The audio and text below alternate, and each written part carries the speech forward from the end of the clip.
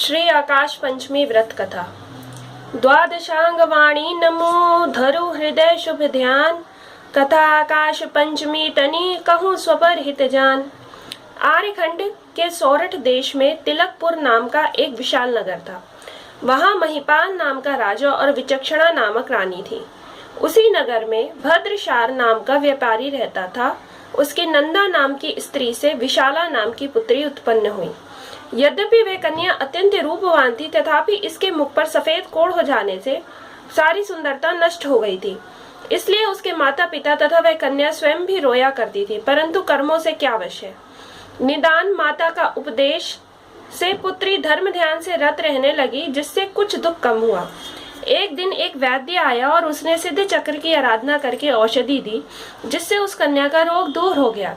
तब उस भद्रशाल ने अपनी कन्या उसी वैद्य को ब्याह दी। पश्चात वह पिंगल वैद्य उस विशाला नाम की वणिक पुत्री के साथ कितने ही दिन पीछे देशाटन करता हुआ चित्तौड़गढ़ की ओर आया। वहां पर भीलों ने उसे मारकर सब धन लूट लिया।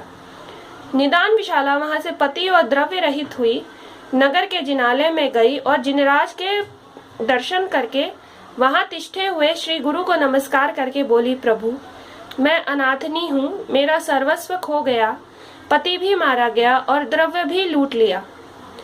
अब मुझे कुछ नहीं सूझता कि क्या करूँ, कृपा कर कुछ कल्याण का मार्ग बताएं। तब मुनिराज ने कहा, बेटी सुनो, यह जीव सदैव अपने ही पूर्वकृत कर्मों का शुभाशुभ फल भोगता है। तू प्रथम जन्म में इसी नगर में वेश्या थी। तू रूपवान तो थी ही, परंतु गायन विद्या में भी निपुण थी। एक समय सोमदत्त नाम के मुनिराज यहाँ आए। यह सुनकर नगर लोग वंदना को गए और बहुत उत्साह से उत्सव किया। जैसे सूर्य का प्रकाश उल्लू को अच्छा नहीं लगता, उसी प्रकार कुछ मिथ्यावर्ती विधर्मी लोगों ने मुनि से वाद विवाद किया और अंत में हारकर तुझे ही को मुनि के पास ठगने के लिए भेजा।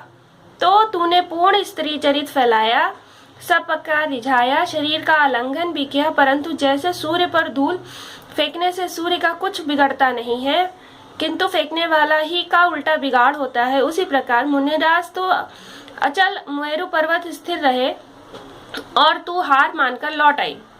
इससे इन मिथ्यावती अधर्मियों को बड़ा दुख हुआ और तुझे भी बहुत पश्चाताप हुआ। अंत में तुझे कोढ़ हो गया, सो दुखित अवस्था में मरकर तू चौथे नरक गई। वहां से आकर तू यहाँ वणिक के घर पुत्री हुई है। यहाँ भी तुझे सफेद कोढ़ हुआ था, सो पिंगल वैद्य ने तुझे अच्छा किया और उसी से तेरा पाणी ग्रहण भी हुआ।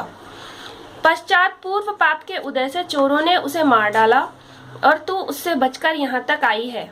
अब यदि तू कुछ धर्माचरण धारण करेगी तो शीघ्र ही इस पाप से छूटेगी। इसलिए सबसे प्रथम तो सम्यक दर्शन को स्वीकार कर, अर्थात श्री अरहंत देव निर्गंथ गुरु और दयामयी जिन भगवान के कहे हुए धर्म शास्त्र के सिवाय अन्य मिथ्या देव गुरु और धर्म को छोड़ जीवादिक 7 तत्वों का श्रद्धान कर सम्यक दर्शन के निशंकित आदि 8 अंगों का पालन करके उसके 25 मल दोषों का त्याग कर तब निर्मल सम्यक ज्ञान शतेगा।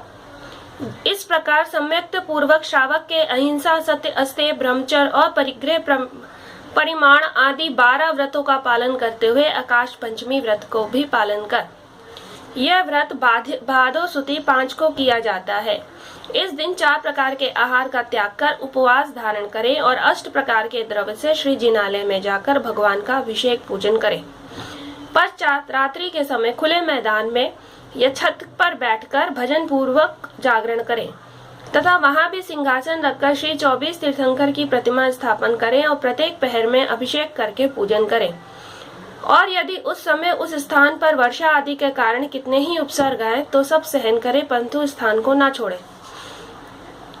तीनों समय महामंत्र नवकार के 108 जाप करें। इस प्रकार 5 वर्ष तक करें। जब व्रत पूरा हो जाए तो उत्साह सहित उद्यापन करें। छत्र, चमर, सिंहासन, तोरण, पूजन के बर्तन आदि प्रत्येक 5 नंग मंदिर में भेंट करें और कम से कम 5 शास पधरावे। 4 प्रकार के संघ को चारों प्रकार का दान देवे और भी विशेष प्रभाव न करें। इस प्रकार विशाला कन्या ने श्रद्धा पूर्वक 12 व्रत स्वीकार किए और इस आकाश पंचमी व्रत को भी विधि सहित पालन किया। पश्चात समाधि मरण कर वह चौथे स्वर्ग में मणिभद्र नाम का देव हुआ। वहां उसने देवांगनाओं सहित क्रीड़ा करते हुए अनेक तीर्थों के दर्शन, पूजन, वंदना और समोशरण आदि की वंदना की। इस प्रकार 7 सागर की आयु पूर्ण कर उज्जैन नगरी में प्रियंगु सुंदर नामक राजा के यहाँ तारामती नामक रानी से सदानंद नामक पुत्र हुआ। सो कितने काल राज्योचित सुख भोगे। पश्चात एक दिन नगर बाहर वन में मुनिराज के दर्शन कर और उनके मुख से संसार से पार उतारने का वाला धर्म का उपदेश सुनकर उसने वैराग्य को प्राप्त होकर जिन दीक्षा अंगीकार की और शुक्ल ध्यान के बल से केवल ज्ञान प्राप्त कर मोक्ष पद प्राप्त किया। इस प्रकार विशाला नाम की वणिक कन्या ने व्रत के प्रभाव से और मोक्ष पद प्राप्त किया। तो श्रद्धा सहित अन्य जीव यह व्रत पालेंगे तो क्यों न उत्तम सुखों को प्राप्त होंगे, अवश्य होंगे। सूता विशाला वणिक व्रत आकाश पंचमी सार, स्वर्ग मोक्ष संपत्ति लही दीप नमावत भाल। जय जिनेन्द्र मन।